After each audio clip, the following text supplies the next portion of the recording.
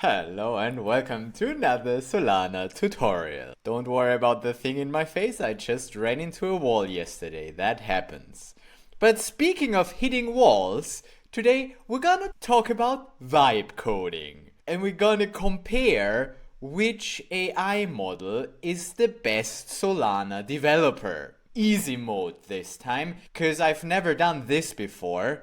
But I had the idea when I was talking about AI, I was like, there are so many models out there. I wonder which one is the best one to use if I do Solana development. So today I just want to do this quick experiment where I let 3 different AI models write me a Solana program and see what the differences are and which one is the most convenient for me to use. And if that experiment goes well, then I might do another one like these with a bit of a harder task.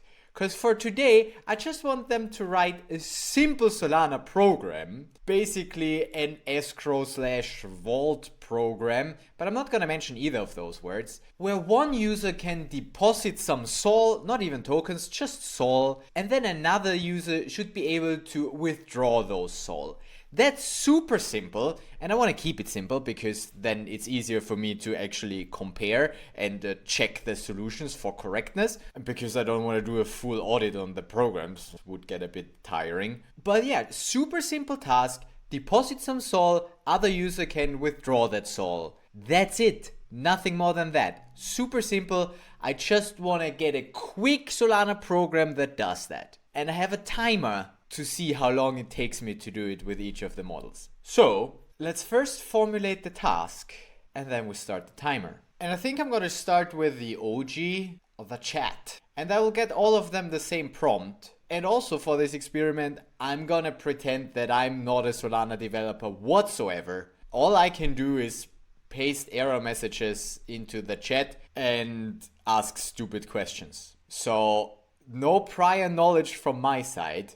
I'm not even gonna tell it what framework to use or what accounts to use, how the interface should look like. I will let the chat do all of those decisions. So let's just describe what I want and maybe do a bit of a role play and say, you are a senior software engineer. That's how you write prompts for those models, right? Telling them who they are. Specialized in Solana development. Write a deployable Solana program with the following. There we go. That's the description of what the program should do. User A can deposit an arbitrary amount of SOL into the program, specifying user B as the receiver. User B can then withdraw the funds that were deposited. No other user should be able to withdraw the SOL. These are your priorities. First of all, functionality, because obviously I wanted to write the program that does what I said it should do. Secondly, security. So hackers cannot exploit the program. That's what you need security for, right? I'm not going to specify what that actually means. I'm just going to say it should be secure. And then also efficiency, so the program doesn't waste resources. I'm thinking about compute usage here because I kind of want it to use Pinocchio. I'm just writing this in the hopes that it doesn't use the Anchor framework, but I'm not going to specify more, like the program should be cheap to deploy or something about priority fees. I'm just going to have this line in here and that's fine. Again, it's just a first experiment just to compare solutions, leaving a lot of space for interpretation. Okay, and I think with that, maybe let's also say, please also tell me what I need to do in order to build and deploy the program, because I'm gonna be stupid. I have no idea how anything works. Okay, I have a little idea, but I will let the chat tell me all of it. And with that, I would say we start the clock and see how long it takes us to get this program to work using our first artificial developer, ChatGPT. Let's go. Below is a minimal secure deployable Solana program Rust implementation. It repeats what I want. User A deposits SOL, user B is a specified receiver, only user B can withdraw. Funds are held in a PDA escrow account. So it came up with escrow. It uses PDA, so it knows about specifics of Solana. That's cool. Security, PDA escrow, strict signer checks and ownership checks. Exactly what I want from a secure program that ownership is checked and signers are checked. Efficiency, minimal state, no unnecessary serialization. Nice. and simplicity, native Sol transfer, no token program. Okay, just reading this, I have the impression that whoever is behind that screen knows how Solana development works, because otherwise they wouldn't use those words, right? But yeah, that's large language models for you. Okay, architecture. We use one PDA that saves the sender, the receiver. I don't know why you would store the sender, but you can store the sender, sure, why not? Receiver, amount, and whether or not it's withdrawn, that's a good thing to store as well, unless you also then kill the escrow account again. Again, those two things I see as unnecessary, but I didn't specifically tell it to be efficient with account space. And it looks simple. There's a deposit and there's a withdrawal. And in between, there's this escrow account that holds the funds. Or the receiver can withdraw. Okay, program code, programs, Sol escrow. And maybe it's too simple of a program, because maybe a Sol escrow is already existing somewhere. But hey, then it found it, and then that's also good. So then I just compare how well it provides it to me. I like the color, it fits my shirt. Okay, so we have a bunch of code that I don't understand. What is this? And it doesn't matter what that is, because like maybe we will analyze it later. But for now, I'm gonna be a stupid user and just copy this. We also see it does use Borscht to serialize and deserialize, which is not the most efficient way to do it. But also, at least it's not using Anchor. It's using the Solana program, so the Solana SDK. That's already good. Okay, why this is secure? Funds are stored in a PDA. No private key exists. Only the program can control it. Receiver is checked. Great. Illegal owner. Is that the right error? Who knows? I don't even know. So I can't even say if that's wrong. And we have a signer requirement. If the receiver didn't sign, then obviously it should also not give me the...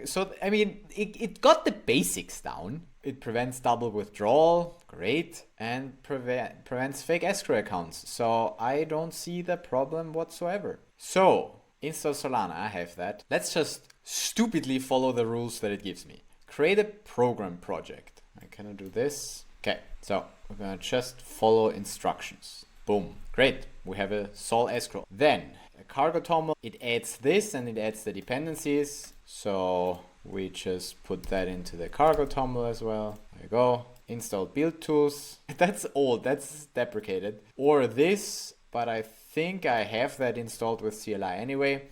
So, okay, I'm thinking a little bit. But what I need to do is this, and I know that works, so I just cargo build SPF. Does it build though? Oh, hold on, no. Wait, it didn't tell me that I need to copy the source in there. And also this thing. Should I be a little smart at least? I could get it if I were to properly read this. That in the Sol escrow source librs I would copy that. So let's do that, copy that in here. I don't understand much of programming, but I do understand that. Okay, and then we build again and we'll get the same error. Caused by... This is required. And you know what? Let's see what the chat would say if I paste that in. I have 193. I don't want to mess with my Rust versions. Or am I? Well, if you say I should update, then I update. Okay. The first, let's see what that breaks. Okay, now I have the exact same version that I had before. Okay, one version up. And probably... still the exact same error. Yes, still the exact same error. So that didn't help. Thank you, chat. Nuclear fix. 100% works. Remove cargo registry, remove cargo git, and cargo build SPF. And then it has great ideas how it can still improve. But hey, first let me build it. This is very stupid. Copying remove with recursive and force. Maybe you want to read, because you don't want to remove recursive and force like your home directory, for instance. That would be stupid, but it's just cargo. And then it still doesn't work. The thing that 100% works did not work. It still didn't work. This happens because it still doesn't... Yeah, give me a solution. Best for Solana. In dependencies, I give you this. In dependencies, I give you this. Doesn't fix it. I should install nightly. Okay, still not. Downgrade the Solana version. Oh yeah, okay, sure. Maybe I'll do that. Nope, still the same thing. If it still fails, I should show you this. Okay, here. Also, small warning about the ESCO program. There's still a vulnerability in the implementation that could allow a griefing attack via PDA reuse. Yeah, can you first help me deploy this and then fix the program? Oh yeah, your cargo build SPF does not use your system cargo. That's true, because that's a separate one. It uses the internal toolchain, which is older. Run this in your project. Okay, error. If it still tries, then put that in your TOML. Okay, and then why this works? It doesn't. So that's not a good experience that I'm having with you here. And we're almost at 20 minutes. So if you like a much cleaner solution, I recommend switching to Anchor. Avoids 90% of dependency issues. Safer account validation. That would be great. Yeah, okay. Let's use Anchor then. I don't know, whatever. I have no idea what that means. Help me just get it to work. Create a project. Okay, so we're gonna get out of here. We're gonna do this with Anchor. Anchor init. And we're gonna replace this thing with this thing. And I'm not gonna read that. That's complicated stuff that I don't want to see. And then I say Anchor build. It's got a few more dependencies, but hey, at least if that would build, then that would be already a step in the right direction. Why is my Rust analyzer dying? Then we will need to get... I will set that up myself because I know that this is not gonna work. Oh no, but it doesn't compile. Oh, it does not compile and I don't know why. Oh, that's a lot of errors. Replace with program ID. Ah, well, that makes sense. What's my program ID? Should I really play stupid now, or should I just... Let's say I know a little bit, okay? I know a little bit. Solana address of the following key in target. Deploy this key pair gives me that. So this I will put as my program ID. Here you go. Do you also say here replace? Okay. Does it build then? Nope. But there's only one error left. Okay. We can ask the chat about that. And by ask, I mean copy and paste the error and it will hopefully give us a solution. I'm soon gonna run out of credits. Also, I'm not gonna pay for those. I'm gonna want to get it all done with a free tier. And if I can't have any more credits, then I'll stop. This is a Rust borrow checker issue. Correct fix. Why this happens? Just give me the fix. I copy the withdraw function. Okay, I have a little bit of understanding of coding. So I'll just paste that here, right? What did we do? We remove this and add this, which is basically the same thing, right? Build. Ah, there we go. That worked. It fixed it. I have no idea what it did. I don't care. I have an idea what it did, but also I'm gonna pretend that I don't, because I don't want to understand anything about Solana development. I want the AIs to do it for me. Because why would you understand anything if you have AIs, right? Right? I have that for a reason. Anyway, so cool. It builds. Wonderful. What were the next steps then? I did that. Small security improvement recommended. Hey, can't you do that from the beginning? Add escrow closure so rent gets refunded. Change the account constraint. Close receiver. Okay. But where should I put that? At the withdraw, at the escrow probably, right? It wouldn't make sense here. So here I need some understanding where I need to put that, but I'm gonna put that where it looks the closest to what I already have, which is here. So basically it just added this line. Okay, I can do that. I'm smart enough to do that. Fine. If you like, I can also know it. Let's just rebuild first. Okay. And now we scroll back up to where we're about to deploy this. Okay, so I need to set up a key pair for deploying. I'm gonna do that myself. I'm gonna pause the time while I do that. We're at half an hour. Vibe 8, give me a vibe. Vibe, there, I take this. See, I didn't search for vibe with an E because I'm happy with a 3. This one will be my address. Solana config set definite and key to JSON. Boom. There we go. Good. Then we still need some sol on that address. Give it to me. Oh, GitHub authentication required. Try again. I need some sol because I need to deploy 4 programs or 3. Maximum of 2 requests per 8 hours. Okay, I'm out of requests now. Good. Done. I'm rich, baby. Okay, so basically that's that part that I did myself.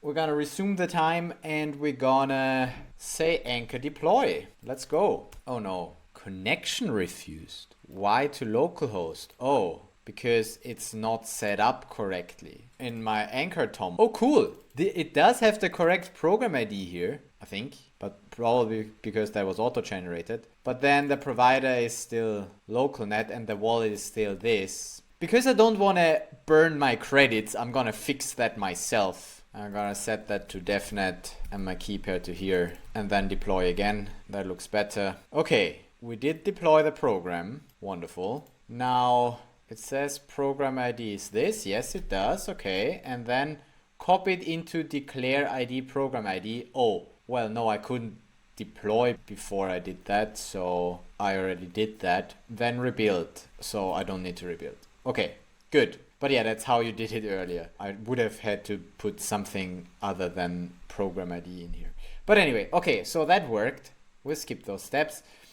And now we get an example client in TypeScript. Wow, cool. Example deposit and example withdraw. And that uses the program methods. I don't know where to put them though, and I don't know what program is. So, how to write the client using your preferred kit instead of Anchor.ts. Yeah, I want 3 using a kit. It gets what I want. Perfect. Love it. So we still install Coral Anchor and the kit. Anchor again generates this IDL. Then we create the client. Then we get the IDL from JSON. This does not look like kit whatsoever though. This is Web3.js. So you're mixing the kit with the Web3.js now. Great. This is ugly, but okay. That's a lot of code snippets. I'm confused. I'm not, but I would be. Oh no, I only have 3 messages remaining. Damn. Okay, we need to be smart about those. But the program itself, we didn't test it, but it's there. It should work, right? Okay, can you write it all into one single TypeScript? Only Solana Kit plus the core Solana Web3 types. You're mixing, you shouldn't mix those, but okay, I'm just gonna create this file in touch this, and then we're gonna do this, except I'm gonna use pnpm, and then the single file demo. There we go, that's what I want. Just copy one file into here, and then we can run it like this. I'm pretty sure that I cannot run it like this, but we try. Oh man, that's more errors than I can fix with 2 messages. Unable to compile. Solana Kit has no member create transaction. Yeah, so this is just gonna be difficult again. I think I need to have the pro plan, the plus plan, to get where I want to go. If you like, I can also show a much cleaner version using pure Kit, no Web3.js. Why the fuck didn't you do this from the beginning? It's a great idea, but why did I have to use that stupid shit Web3.js in the first place? Besides, the kit doesn't have a create transaction and a create. You're hallucinating this. So it doesn't seem to work well with the kit at all. With the Web3.js, it seems like it's got that down, and it kind of understands the idea of this. Where did that go? Oh, cool. So it understands how it builds the discriminator for Anchor. That's great. Create Solana RPC. That's great. It's just messing up the create transaction. I think it might have gotten that from Gil. Where does it even use that? Here. Yeah, that looks like Gil more than the kit. So if I would add Gil and let you get that from Gil, then at least we have the create transaction. That almost works, like you say. Yeah, here you're mixing things though. Here you're mixing the Web3.js stuff with Kit. Yeah, okay. So I'm gonna let you do this. I'm gonna spend my second to last call on telling you, yes, please do it all with a Kit. And please put it all in one file and don't make me change stuff. Otherwise I get sad. I have 1 message remaining. You're thinking a long time about this. This better be good now.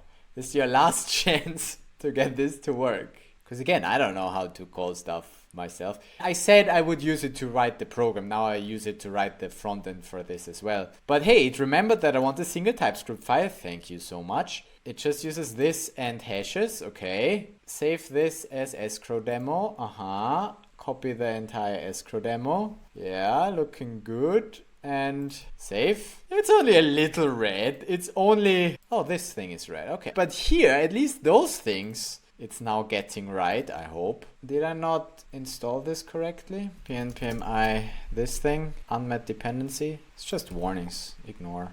There's no SHA-256 in here. SHA-2, SHA-3. Okay, I'm gonna use a regular Google. Hashes web from web. There we go. That's how you need to do it. That was I just need to do a quick Google. Easy. What else is red? String is not assignable to because now we have a different type here though. That's fine. I can just do a, what do you need? U8 array. We can use an encoder. How about that? There. Okay. Had to manually fix that a bit, but now that should work. So I have to do a little bit of coding myself. The airdrop, I don't need an airdrop. Screw that. Both of those generate key pair signers. Okay, great. So we generate key pair signers. I will change that as well though, because the airdrop will not work. I know that doesn't work. So I'm just gonna instead do as we did in the getting started and use the GIL node to load my key pair as the sender. Yes, I'm using the same one as I deployed the program with, but whatever. I'm stupid. I just have one key for everything. If I don't know what I'm doing, then that's how I would probably do it. And then PDA derivation, that seems to almost work, except for this part. What the hell are you even trying to do here? Why do you want to get the address of this buffer? What are we doing here? What? Why do you use buffers? But okay. And that doesn't work because buffer is not assignable to string. I knew how that worked once. To string. Easy, right? I could give the encoding, but I think it's fine. This is so not gonna work, but hey, there's a proper function for this. It's called get program derived address, and it takes seeds like these. It's a nice try that you're doing here. You're almost getting it right, but also you're missing that program ID, and this is very Solana specific. Every PDA also has program derived address or something like that as a string at the end. I learned that in some of my videos. So this will get me the wrong thing. The right thing would be program address, program ID. Did I set that? Where do I have that from? Here. The address that I should replace. What was it? This one there. And then that's the program ID, and then the seeds are also, you're ignoring the bump.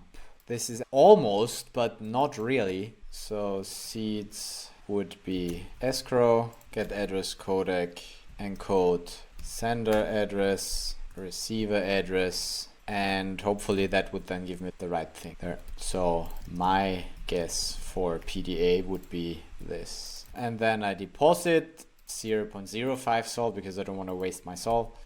That looks somewhat correct. I didn't check it. The roll here seems okay. This seems okay. Seems okay. Latest block hash it gets seems okay. Then it pipes that, and then it just messes up the send and confirm transaction because it's not getting that from the factory. It's missing the part where it gets the send and confirm transaction from the factory. RPC and RPC subscriptions, and then an argument config wasn't provided. See, I'm coding myself now. I didn't want to do that. Wait, no, it did that. Hold on. Did it do that? Oh yeah, it did do that. Just didn't see that. Just lifetime constraints are incomplete. Oh, is that annoying? An argument for config was not provided.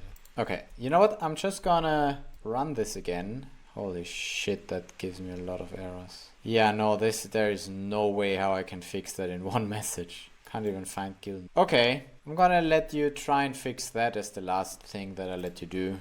Correct fix, sign transaction directly, pass the transaction message and add the factory sign internally. Replace this with, okay, so replace this with this, which doesn't fix it at all. Nice try. We're out of messages. We didn't manage to call the program. We have no idea if the program actually works. So for now, I would give this a...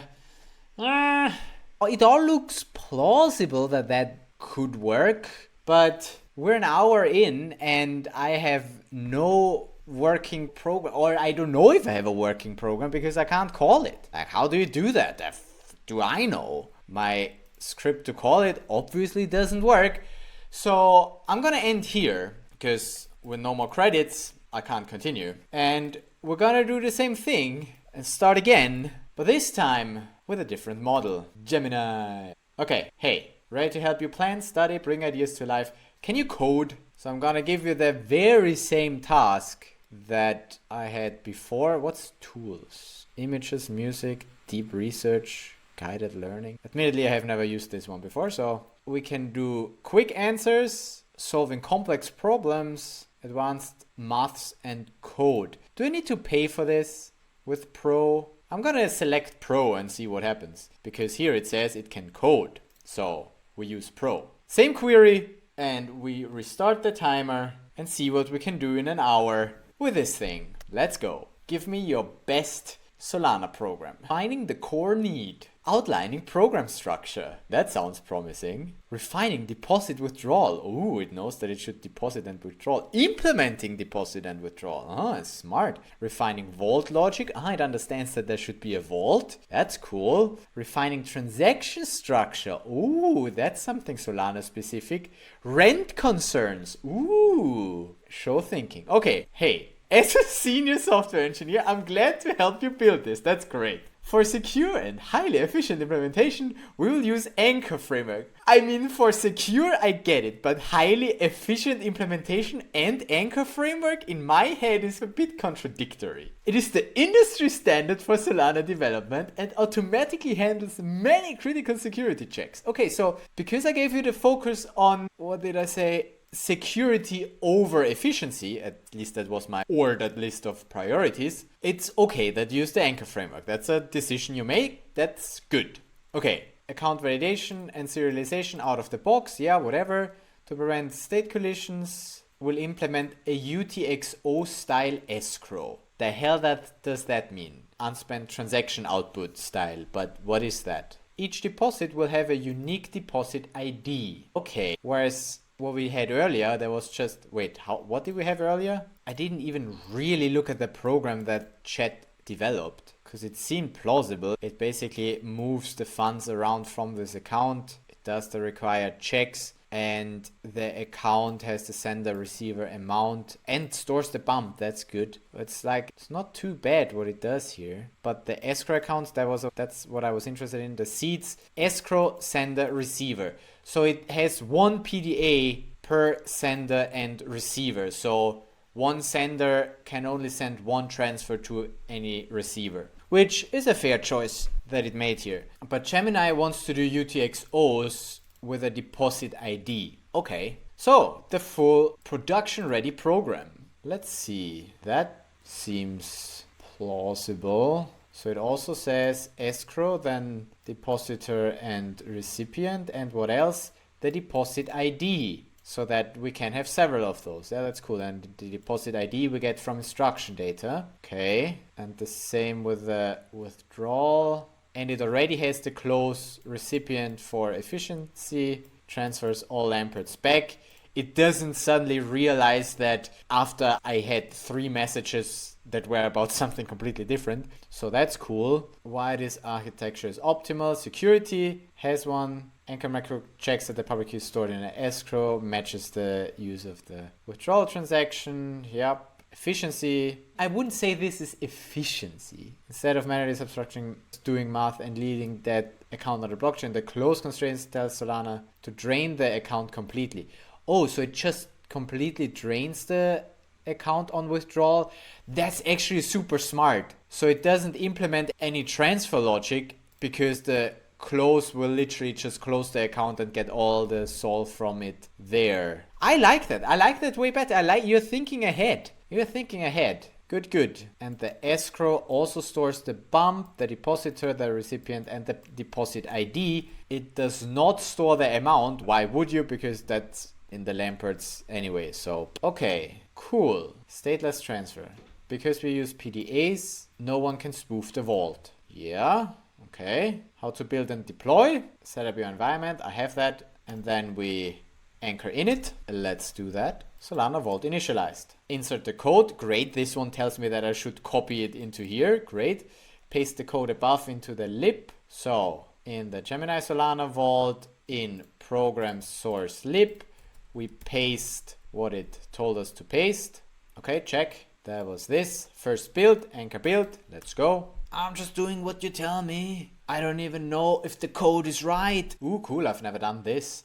After building, run anchor key list. That will output my program ID. Now let's first see if that actually builds. It does actually build. First time. Nice. That's how I like it. It works out of the box. Okay, so we run anchor key list. Cool. Solana Vault. this thing. Update the program ID in the declare program ID. Instead of this program ID, we replace. Okay, perfect. Check. Oh, I even put that here. I love it. Update the program ID. I did that. Also update the program ID in the anchor DOM. Ah, cool. It tells me that as well. This is cool. This really makes me think that you're a senior Solana dev. It's here in the vault. That's cool. That's already here. I don't think I need to do anything, but I will set it to definite. And also he put in my key pair again. The vibe. Okay, configure network and wallet. Yeah, I did that myself. And then I again anchor build and anchor deploy. Okay, let's go. Cool, look at that. It just builds and it just deploys. Wonderful. Would you like me to write a TypeScript test file so you can simulate user A and user B withdrawing right in your terminal? Should I already be specific and tell it that I wanted to use the Solana kit to do that? Yes. Because I made the chat do that, so I'm gonna ask Gemini to do the same. Yes, can you please... I'm specifically already asking it to use the Solana kit. We'll see what happens. It's defining its objective, so... I would be very surprised if it would accurately now use the kit to call this program, but I was already surprised that this thing built first time, and it seems like it's working.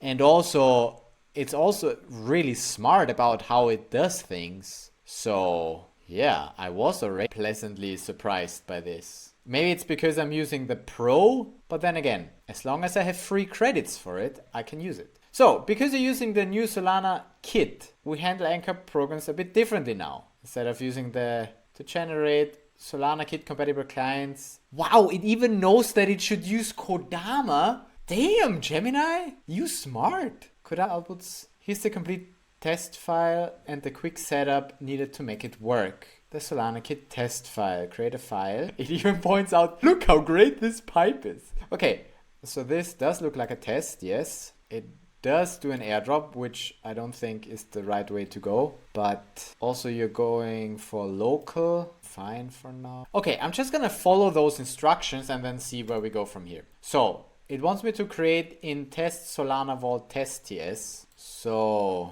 test Solana Vault, I'm gonna name this test TS. I'm gonna paste this script. How to generate the Kodama client. To make the available in a test, you need to run a quick script that translates the Anchor IDL into kit TypeScript files. Install the dependencies, it suggests yearn, so okay, fine, no, why not? And then it writes me a script that converts. That's cool. Okay, let's see. So this file, okay, there you go, there. I have a little bit of understanding of how to create files on my computer at least. And now the path here is still wrong. Target IDL. I'm just gonna ignore this and then I'm gonna run this, as you say. Finally we get an error. Unable to compile. Cannot find module. Consider using... I want to paste that error in there. You've reached your Pro model limit. Oh, okay. So I guess for now we gotta go back to thinking. Okay, so we're not using Pro anymore, but Pro delivered some very good results, except almost. But the reason for that is target IDL Solana Vault Chase. It is here, but it doesn't like the way we import this. And you know what? I'm just gonna copy that error and see what it comes up with. Troubleshooting TypeScript errors. Great. The error happens because your TypeScript isn't configured. Install node. Oh, I hate TypeScript. Ensure the IDL exists. We did that. Use a more robust generate. Here's a slightly more robust version of the script that uses modern node path prefixes and ensures directories created. But that wasn't my problem, was it? Because even if I use this, I still have the same error. So, okay, let's just do as it says. Yearn add types node. I don't think that's actually my problem, but whatever. I will do a tsconfig JSON, tsconfig. This will go so wrong, I tell you. Oh, but now the error is gone. Look, ha! Maybe Gemini does know what it's doing. Let's try that again. Cool! Modern Solana kit client generated. Where did you generate that now? In clients.js source generated. Refresh. Clients source generated. Cool! Nice! We can work with Kodama. We don't even need to know what that is. If you don't know what that is, I have videos on that. But if we just vibe code, doesn't really matter as long as our tests will work. Our tests are still red here. Maybe because here I don't have that installed. And also that might have the wrong path. Cannot find module. That's weird. Solana kit is here. I see it. You know what? I'm just gonna ignore. Maybe my local TypeScript is messed up.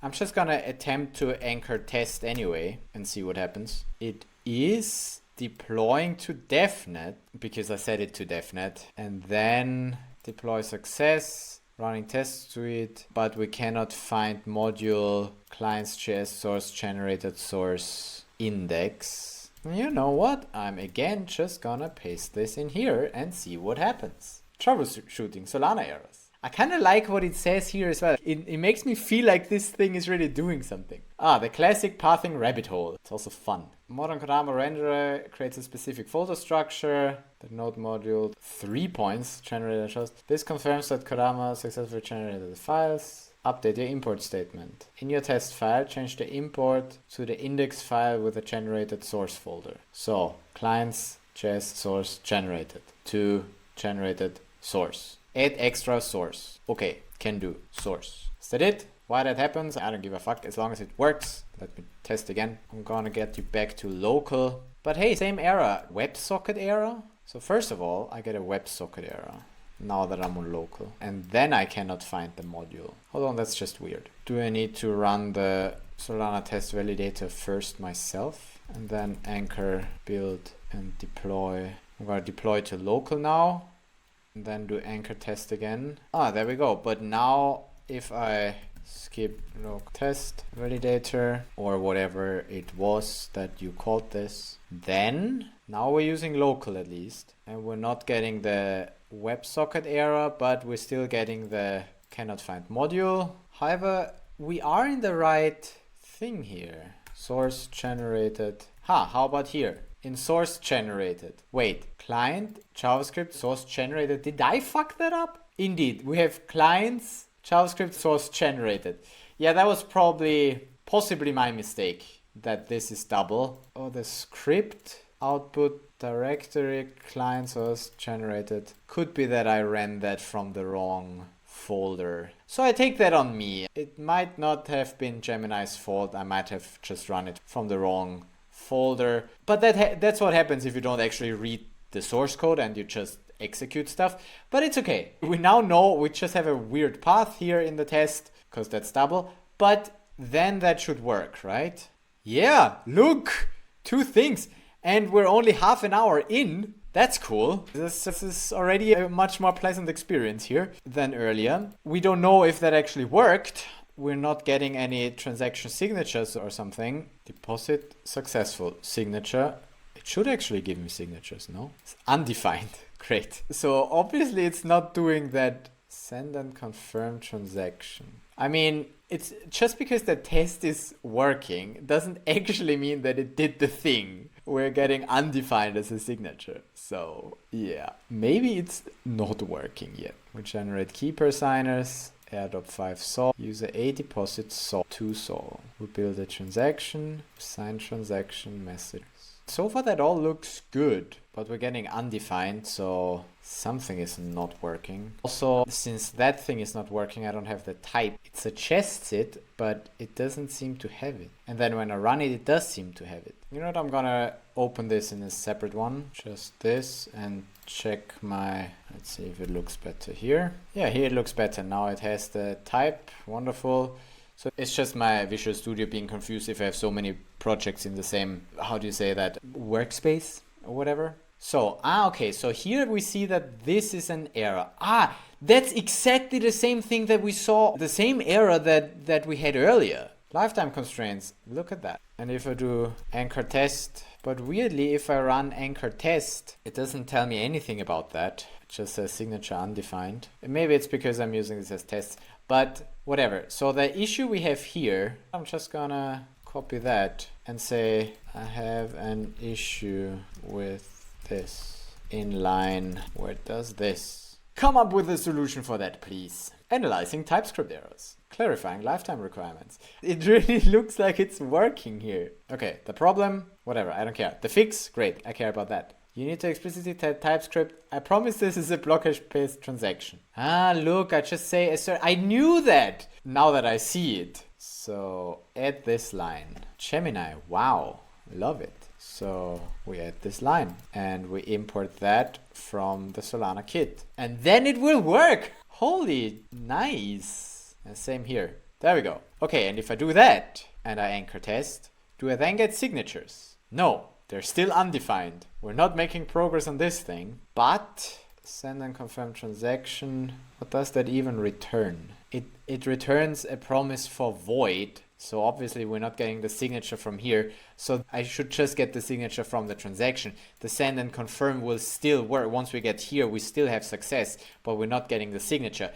And let's pretend we don't know this and just tell Gemini the signatures coming back as undefined. And we see what it can give for us. And then we're almost done. We didn't check if the program actually works. Most common vibe error, we're missing an await. Are you sure? The result of send and confirm transaction is a string? No, we do have the await and it is a string. But that is the correct fix. The transaction ID actually is get signature from transaction. This is the right way to get the ID of the transaction. That is true. And why the signature object looks weird. The problem is that this is void. You're not getting it fully correct up here, but this is the correct solution. So the signature is actually this, which we can import from the kit. So if we log the transaction IDs instead, skip deploy as well. I did that enough times. There we go. Then we're actually getting transaction IDs that we can have a look at with Solana confirm, and we will see 1337 compute units. Expensive because anchor, but we do get success. It did call the program. Our program there was called with those accounts. It derives the things correctly. This is pretty impressive. I mean, without fully checking what the program actually does, but it looks plausible that that's the right thing to do. It does store the things in the account. It really works out of the box, even with the deposit ID. I don't even know what I put in the deposit ID as my test. So deposit ID, I just have a 1 for my unique ID. We deposited 2 Sol. That's great. Now, can we do this on DevNet as well? Just real quick, by just telling Anchor, go to DevNet, and then I just need to change this to DevNet as well, and this to DevNet as well. And then I run the test again, and here it doesn't work. Internal JSON RPC error before all hook. Probably because I do an airdrop still, and it probably doesn't want to do the airdrops. Fine, let's not do airdrops and have my depositor not be a new key pair, but my signer. And then at least the deposit should work. Wait, but let's not do 2 Sol, let's do 0.2 Sol or 0.1, yeah, whatever, I don't want to waste my Sol. Yep, then at least the deposit works with this signature, which we can now actually have a look at on DevNet. So we are creating this account and we put 0.1 plus the rent on it. For optimization purposes, you could also have the rent be included in the thing that you deposit and have a minimum deposit of the required rent, but that's details. Solana Vault deposit, since we're using Anchor, we already have the IDL on chain, so it knows what it's doing. Recipient escrow. This is so great. I love this. This is really simple to write a Solana program. No, I didn't do anything. I just vibe coded it. And so fun that Gemini itself is aware of vibe coding. Funny. Okay. Anyway, so that seems to work. And now look, my vibe deposited for this recipient.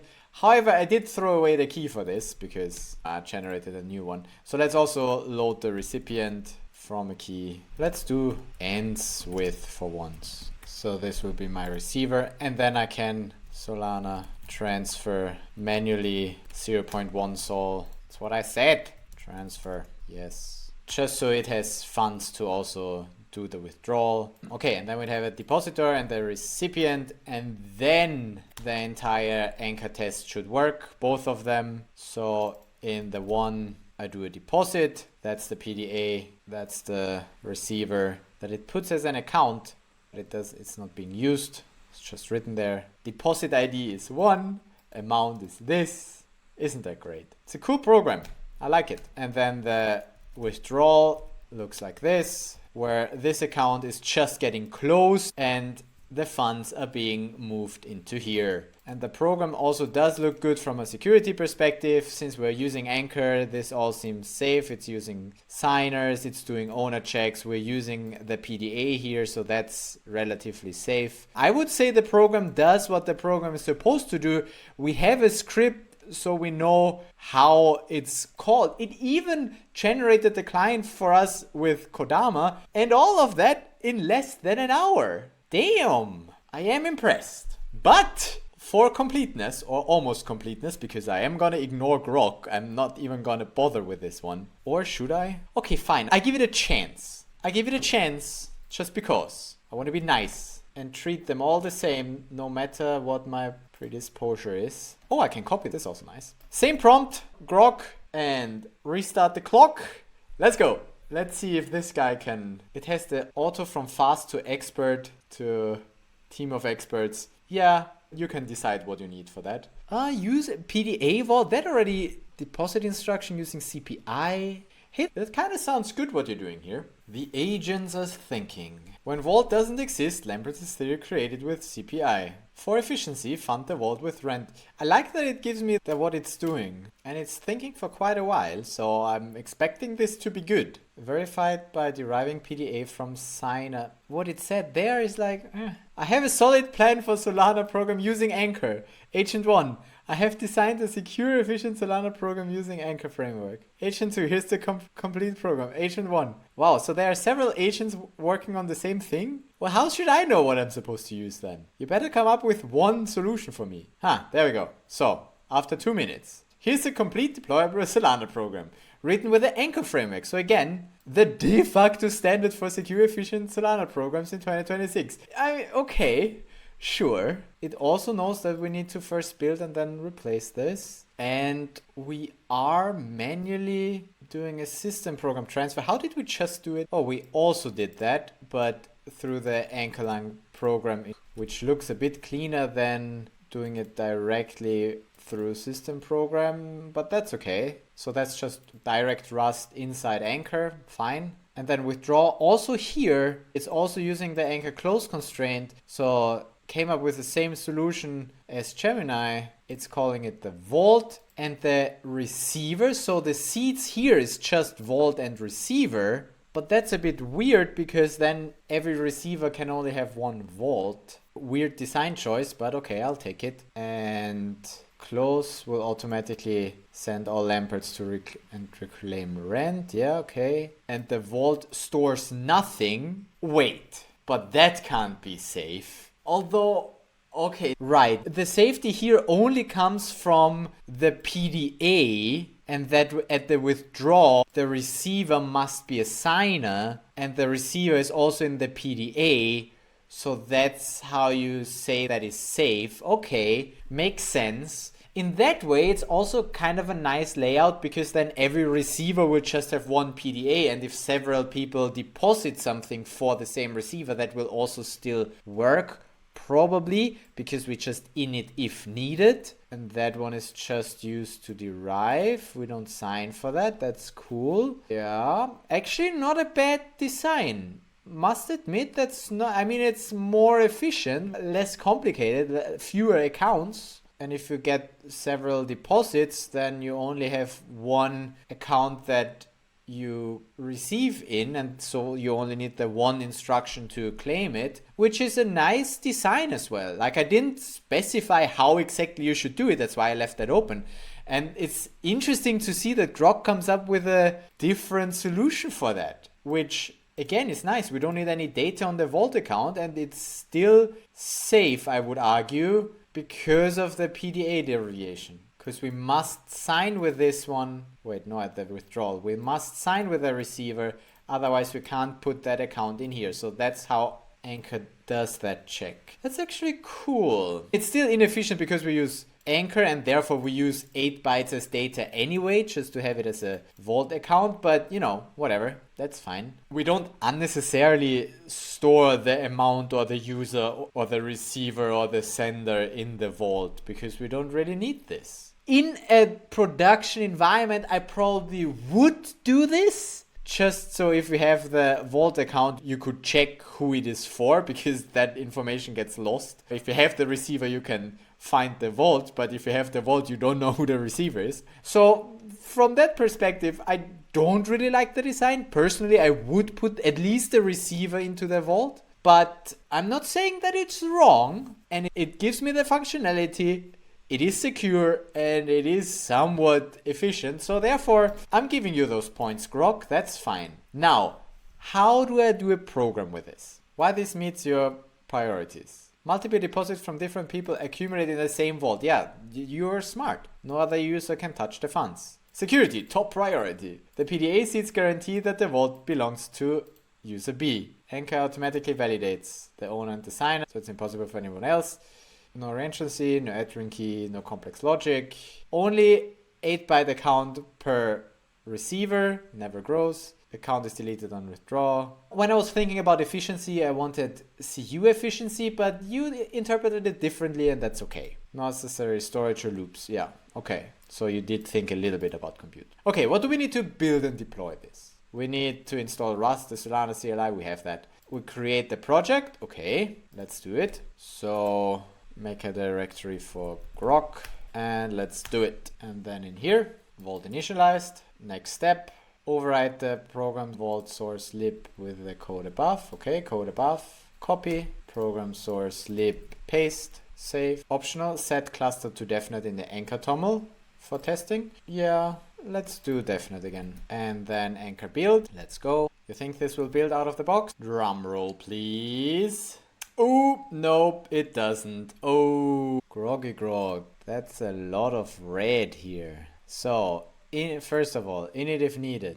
Requires enter-lang to be imported with init if needed feature. Unresolved import. The rest is then probably just dependent on that thing. So, let's fix that first. Think harder. I can make it think harder. Dependencies in the open cargo toml and update anchor-lang dependency. Okay, open cargo toml and update. There is no anchor-lang dependency. Oh, here, 32.1, and now it's, oh, I keep the same version though. I will keep the same version, but just use the feature. I have a little bit of a brain, okay? I'm not fully stupid. Does that fix it? Because now we should have that feature to be able to say init if needed. Does it build? We have a warning, but it did build. Nice. Okay. Wonderful. So we can move on. After the build, we get the program ID, which is this here. Let me guess, we paste that up here. Yeah. Also update in, which for some reason Anchor toml already has it. So this is already correct. In the newer version, Anchor seems to do that automatically. All of the AIs still tell me that I need to do that, but I don't. Then I get a wallet with some Sol. Yeah, whatever. I have that. And then we test it. Highly recommended. Auto generates. I could test this, but I'm also gonna tell Grok, hey, can you write a simple TypeScript file that will test this program using the Solana kit. I've heard about the Solana kit somewhere. I want you to use the Solana kit. Message limit reached. God damn it. That was quick. Okay, I'm gonna sign up. Great. I signed up and now you ignored my project? The hell? Did you just completely destroy the progress I made just because I signed up? That's useless. Because now I need to tell you what I have. Oh, okay, fine. Here is a program you wrote. Oh, cool. And if I paste it, it's in this. Can you write TypeScript file? Oh, that was quick. Here's a TypeScript test file using Web3.js and Anchor. If we keep mixing those two things, it will probably not really work. And you're also not at all using the Solana kit whatsoever. But okay, I'll take it. Vault test TS. Tests Sol vault. I'll just paste it here. And then let's see what happens if I do anchor test. It deploys it, and then we have too many requests because we're trying to get an airdrop.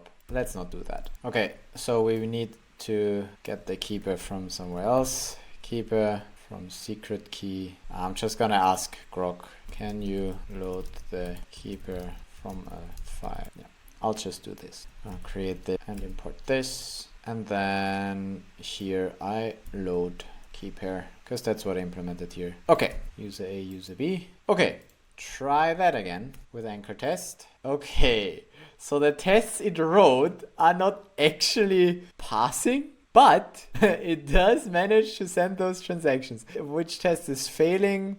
Should allow user A to deposit Sol to B's vault. Vault should have exactly the deposited amount. So it should have this, but it does have this because it adds rent, and it's apparently not aware that it has rent, or it is aware that it has rent, but the test it wrote is not actually taking that into consideration. Assert approximately. Wait, which test is failing? Check vault balance. Vault should hold exactly the deposited amount. Yeah, the program does add the rent. So you already found it down here. I'm gonna add that here and add that here. Rent exempt minimum. And then maybe that test will also pass. No, now all of them fail. Now 0 of them are passing because we deposited even more and we expected that. So hold on, I made a mistake.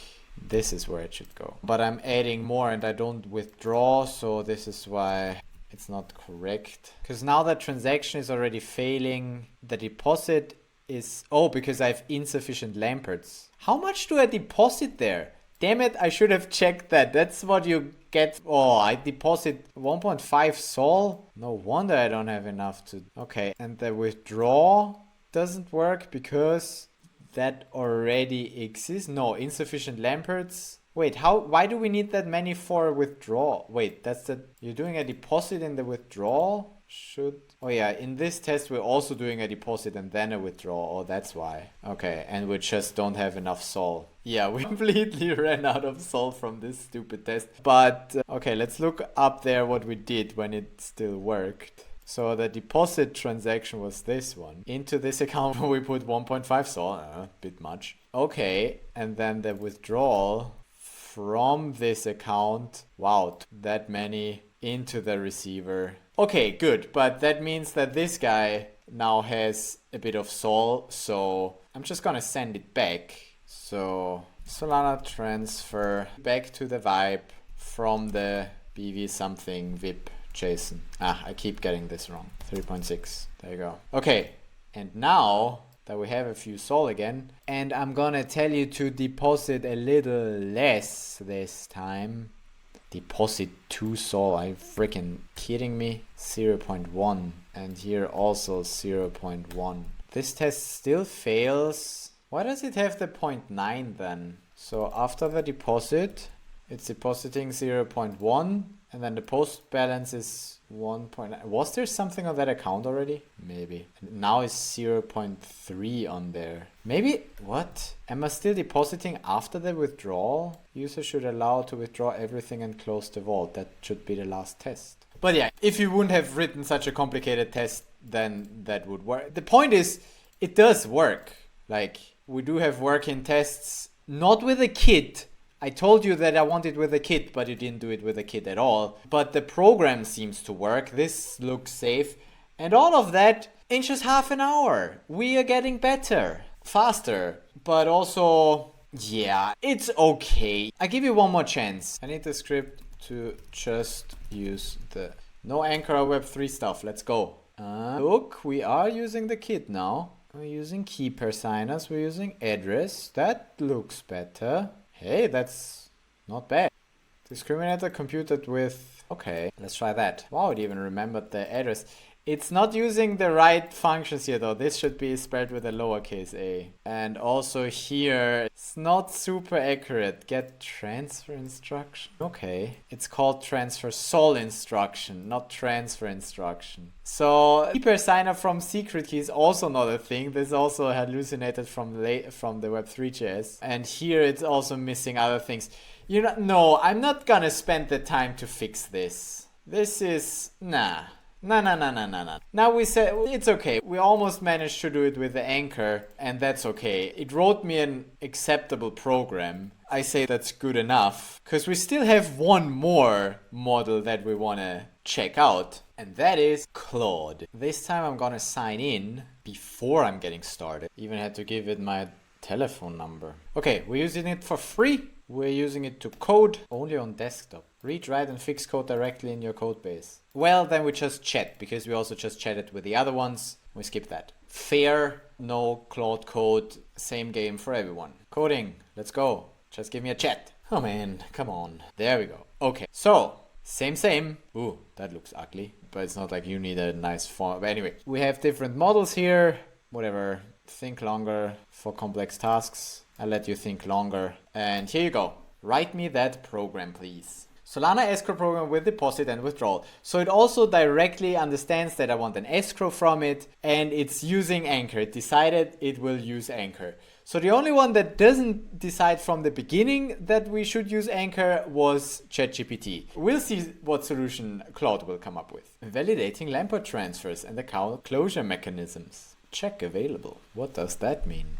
Check available skills. Okay, now let me build the complete Anchor project. Okay, deciding to proceed without specialized knowledge. Sure. Oh, I forgot. We of course need to start the time again. Main Solana program logic. Yeah, keep building for me. That's how I like to work, while doing absolutely nothing. I don't even need to sit here. I could go outside and just let the AI write my program. Software development has become so simple since we have those things, right? Yeah, sure. But so far I'm quite happy with the programs that we got. They all at least seem to do the things that we want them to do. It is taking quite the time, but hey, it's doing TypeScript stuff. Comprehensive README with deployment steps. Whoa.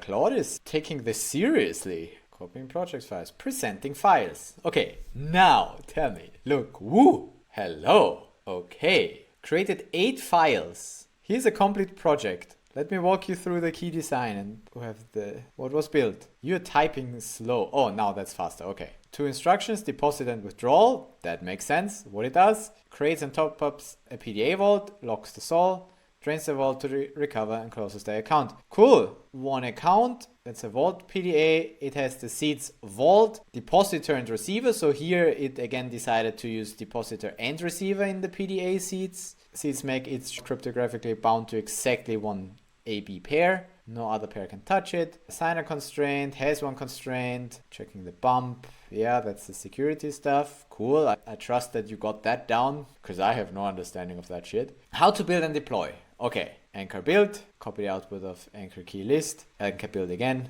So again, it's doing a run test against the local validator. Deploy to DevNet. Ooh, that's how you do it with... I always just change the Anchor toml, but I guess that's the command to do it from CLI. That's convenient. Learned something. Thanks, Claude. And optionally, we remove the upgrade authority. Nice. You're also the only one who suggests that I do that. I like it. Okay, I kind of like this. So do I just download all now? What do I do with this? So we have the Anchor toml. That's cool. It just has a few files here. Uses Anchor in version 0.30. Cargo toml, another cargo toml vault. That's a test. Interesting. The README. Wow. An entire README. Look at that. Prerequisites. Install this stuff. Build. Local test validator. Deploy to DevNet. Deploy to mainnet. Well, this is comprehensive, man. And the actual program is here. Okay. So let's download all and see what that gives me. Okay, so those are the files that we downloaded. But obviously, that's not an Anchor program yet, so we gotta do that manually. And probably if we would have used Claude Code, it would have created that correctly for us. So I'm gonna say that I do have a little bit of understanding, and I'm gonna anchor in it the sol vault, and then I'll paste all the things that I downloaded. The lib goes into here, the anchor toml goes into here, and now I will actually need to replace that unless I save it, the C1. The cargo toml, do I even need that? I don't think I need to copy that. The readme, I'll move that in here as well. And then the test file, put that here. And then I cd in the project and I anchor build. Something is wrong. What? String is the wrong size. Oh, did I not save this? What? What the hell is this? String is the wrong size. Maybe the anchor toml. Okay, I will not change the anchor toml. Then it can build. And I'll just manually once again set it to devnet because I've been doing that all the time. So let's now do it again. Okay, cool. I would actually highly expect that just builds, because I trust in Claude more than the others. That's already maybe a predisposition of mine. Claude supposedly is good at programming, so I don't expect to have any issues here. I have issues here. Amazing. Okay, let's see. Oh yeah, that thing, right. Because we gotta replace that with the actual goddamn program ID. I can do that and then build again. And then I still have issues. Not even. Oh, the init if needed again. By now I know how that's done. I'll just import that with that version and features. I would assume that Claude would be able to tell me that as well. Grok did earlier, so let's just do this. Even ChatGPT would be able to help me with that, I'm fairly sure. Also, it did tell me that here, that I need to use it with that feature. And also, if you watched my videos, you would even know that. So yeah, it's okay. We don't need to ask Claude. But we're still having an issue, or several, no, one, with cannot borrow as immutable because it is borrowed as mutable.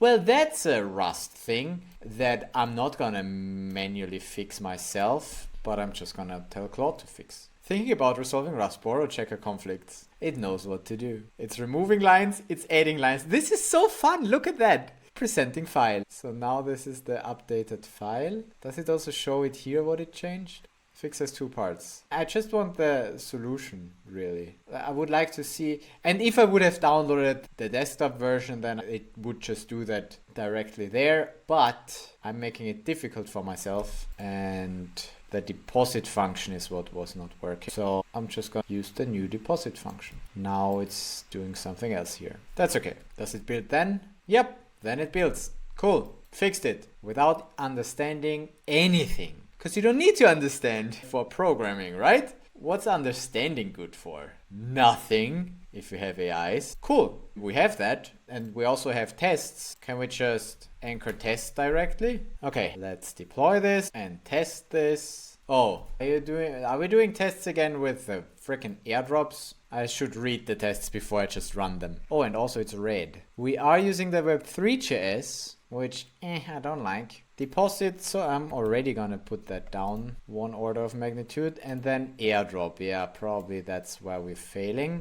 So if we don't do airdrops, then we can't do this. But you know what? Actually, maybe I don't even want to use that. Maybe I'm gonna tell it, hey, can you please create a test uses the Solana kit? Let's see what it comes up with here. A few quick questions before I write this. Okay, this is the first time I'm coming back with questions. I'll go with sensible defaults, devnets, and key pairs, since you're loading from files rather than airdrop. Yeah, that's not a question, that's a statement. Did you answer your own question? I love this. I have a question. Oh, I have the answer as well. Amazing. Keep going. There we go. What is coming up with you? Key pair loading. Load key pair from files. Solana CLI JSON format. Yeah, that's what I want. Great. Okay. Anchor coexistence. Anchor is still used only for two things. Building typed transactions. Okay. Fine. So we're still using Anchor. All the signing and sending goes through the kit. It's already good. And then it tells me to create key pairs for that stuff. Okay, yeah, whatever. Let's look at that file that it wrote here. We have most of the things from the kit, and also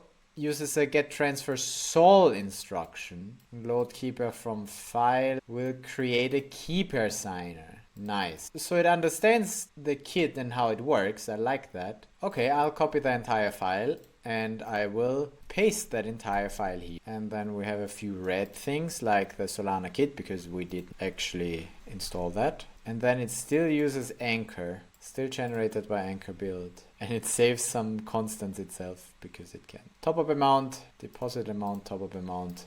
It does some tests. Can I have less though? Then divide it by 10. Oh, this is so annoying. We don't have access to bigins. Why do we not have access to big? We need bigins for the kit. Okay, whatever. No bigins. No biggie. And then, let me guess, we have the exact same issue here. Should I tell Claude how that's resolved? If I run it in TypeScript, it's gonna be fine, but I can just do this now that we know. Oh no, it's not the same error. What is the error then? No, it should be. Whatever. I leave it like that and I'll see if it still works. Does not exist in type. So a few things are still being weird here. Vault balance. Bigint is not assignable to number. So yeah, this is not looking good from just analyzing that so far. But we'll see what happens if I just anchor test. We are deploying the program. That's looking good. And then we fail. No such file. Okay, so first of all, I need to fix the key pairs. Fine. Wait, where do I save that? Only needed for a security test. Wow, it even added a security test. There. Have a hacker key pair if you want. I'm even gonna fund it. Okay, still have 1.5 sol. But I don't have enough to redeploy. So I skip deploy. Okay, so all of the tests are failing. Not looking so good. But okay, so we have the program. We have user A, user B, and the vault. User deposits a sol for user B. Transactions missing signatures for address.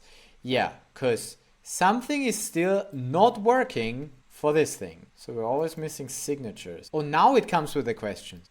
You came up with the solutions yourself. Okay, good. I have the solutions anyway. So the root cause the signed transaction message with signs doesn't accept signer array anymore. The fix builds a signer by address map. So you now did a send instruction. You basically are building the way that you would do it with a Web3.js, just with a kit. This is Web3.js, and then you have keeper signers though. So the instruction is still, that's because you're mixing the Web3.js. Yeah, actually, Gemini was the only one who did it right. But okay, I'll do it like that. So we fix it and the utility. It still looks the same though. The errors, that looks the same. And you're still not adding the signatures. So that didn't fix it. Signer, matched signer. This doesn't fix anything. This is not how you work with a kit. Okay, forget about the kit. Just make it work again. Yeah. Now it's just replacing the airdrop based with a file loaded key pairs. And then it's rewriting a test file. Yes, please give me that. Back to this. That's also much shorter. I'm gonna copy this in here, all of it, and then see how that looks. Just need to replace the key pairs again. Okay, there you have them. And the deposit amounts, I'll make them smaller. And also this, because I don't have that much sol anymore. And then I'll run anchor test. And it will again fail probably with skip deploy. Because again, I don't have that much sol anymore. Oh, whoa, look! Look! We have 5 passing tests! Woo, nice! I have no idea what it did, but it did something. Cool! Yep, that's the vault balance. That sounds about right. User deposits 1 sol is not correct anymore because I changed those values, but whatever. After the top up, because I added just 0.5 or something, 0.5. So now it's 0.16, that makes sense. Hacker was rejected. Great. A random user cannot withdraw B's funds. Amazing. User B gained some sol and user A recovered rent. Oh, interesting. So the rent goes back to user A. That's why it saves it. Maybe we should have a look at the program because I didn't really look at the program yet. Because that's the interesting part after all. So we have the vault that stores the depositor, the receiver, the amount, and the bump. We even have events. Wow. So we're even logging events then probably. That's cool. I have made a video about events in case you're interested. Yeah, emit the event. That's cool. So yeah, Claude is quite good at programming and it does understand Anchor and Solana quite well. But it did have issues with the kit. It doesn't really get the kit. Anyway, so when we deposit, we save those values and we do a system program transfer to the vault account. That makes sense. And then we log the event, okay? And in the withdraw, we actually transfer the lamperts to the receiver. So we're not using the close constraint, except we are using the close constraint, but we're closing to the depositor. So the depositor gets back the rent of the account, which is also just a design choice. It's so interesting to see how all of the four make different design choices. Me personally, I would probably also just put the rent to the receiver so I don't need to touch that account anymore from the depositor, because that opens up an attack where the depositor could make his account write locked and then the receiver can't withdraw because it can't put the rent back to this account. So I would actually not want to do this and put the rent back to the depositor. My personal solution would be to treat the rent as part of the deposit, and I need a minimum deposit of the actual rent, otherwise I can't do a deposit, and then I just clear the entire account as part of the withdrawal, as all of the others did, except for Claude. But yeah, it's just a choice that it made. It's fine. It checks the amount. This I also think is a bit unnecessary because we have the lamperts in there anyway. You should check the lamperts and then move those, which you do here. For good hygiene, you do that. Okay, whatever. And then you also emit that event. So yeah, I mean, it's an okay program. It does work. Does it actually though? I wonder why those things are red but they still work. Whatever. Maybe it just doesn't have the right IDL or whatever. So I'm gonna log signatures just for myself here. And then we run this test again, such that we can look at the signatures. Okay, so a deposit instruction looks like this, where we create this PDA from my vibe for this receiver. Then a top-up instruction looks like this, where we just add to this account. And look, it logs the event. I like this. And then the withdrawal instruction, it set that up a bit weird that this guy also signed. I don't like that. Hold on. But it did work where that guy got the amount that it's supposed to and the rent got back to here. But that's a bit weird. Can it actually, why do I? No, you write me that. Can you add a test where just the user B? Because obviously I don't want to be required to sign with a depositor in order to get my funds back, which I don't think I need to. In the withdrawal, I just need to sign with a receiver. The depositor can be anything. Just want to check if Claude manages to do that. Add a test at the end. Test is self-contained. Nice. I like the way you work, Claude. It's easy. Just add a test here. I just added this test. Fresh deposit and then a withdrawal, and I will log this again just to see the signature, and then I run the entire tests. I would only need to run the last one, but whatever. There we go. Single signer withdrawal, and that's what that would look like. Nice. Damn it! No, not nice. This is not a single signer withdrawal. You're still signing with this guy. Not nice. I take it back. Only user B. User A is intentionally absent. But why is it still signing then? Because it's the fee payer. How can I make it not be the fee payer? Okay, no, you figure that out. There we go. Fixed it, maybe. So it builds that manually now. The transaction, it just gets the transaction, then it sets the fee payer. We're not doing the RPC anymore. Okay, so we replace that test and we run that test. Oh wait, we're getting the signature here. Now I just need to log this as well for me. And here we go. Let's see if it works this time. Yes, now just this guy is paying. This guy is still an account and it still gets the rent back. But now we have this guy as the fee payer and it's the only one who needs to sign to withdraw from the Vault account. Perfect. That's cool. And with that, we're almost at an hour again with Claude. And I think I'm gonna call it because we did spend quite some time here today. What a journey. 4 hours of exploring 4 different AI models to code a Solana project. That is admittedly very simple. And here's my conclusion. ChatGPT was underwhelming. It didn't even figure out the dependency issues. Grok was performing okay, but also had its issues. Claude is actually very nice to work with because it changes your files and it shows different files and stuff. So from a developer's perspective, that is really nice. And it managed to do the things that I asked it for, almost. Except it didn't really manage to work with a kit. And the big winner of this round is Gemini, because not only did it write me a really nice working program, but also it could integrate the Solana kit and understand that it can use Kodama to do that. So that's the cleanest, nicest solution that also worked pretty much out of the box. Now, this is not to say that Gemini is the best AI, because there are so many things that this depends on. Maybe it was just this specific task that it was better at than the others. Maybe on other more complicated tasks, other models would be better. I don't know. I can't speak to that. I can just say for this one test that I did, I'm most satisfied with Gemini. Also, that could be because I used the Pro version, where I just got 2 requests, but in those 2 requests, it managed to do the thing I wanted. Maybe the other models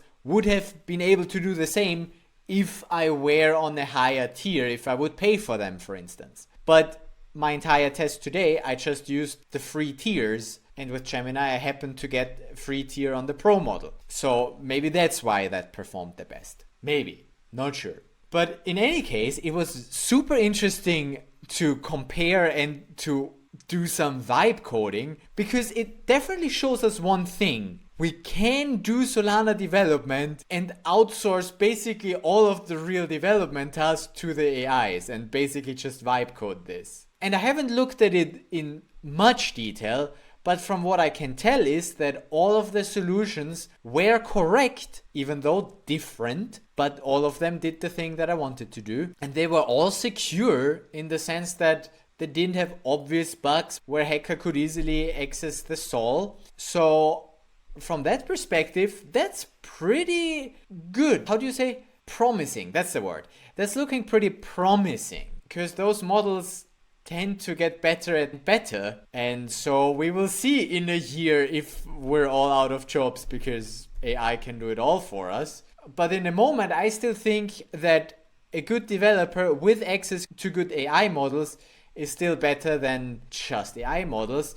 But we'll see how this develops. I'll keep you up to date. I probably will do more videos like these where I compare, maybe next time with a more difficult task. But for now, I spend enough time telling the AIs what to do. I want to do stuff myself again and develop a little bit myself. Coding is also fun. Don't take the fun away from us AIs. But anyway, I'm happy with that. And hey, it's also cool because when reading the code that the AIs produce, you can also learn some stuff. It's nice. It's cool. So I don't want to give a definitive answer of which AI is the best Solana developer, but in my experiment today, my ranking would be Gemini, Claude, Grok, ChatGPT. And I'm not sponsored by any of those, by the way. I'm just using them in the free tier. And maybe next time I'll get different results. Okay, and with that, we're out of time. So yeah, I hope you enjoyed this video. If you did, give it a like. What's your favorite AI model to do coding with? Is it Claude? Is it Gemini? Are you still doing ChatGPT? I might now change and not use ChatGPT anymore, seeing how much easier it is with the other models. We'll see. I keep comparing. You'll see me in some future videos doing some more vibe coding. Till then, you can check out some non-vibe coding videos here and subscribe if you haven't already. And then I'll see you in the next one. Till then, bye bye. Ow.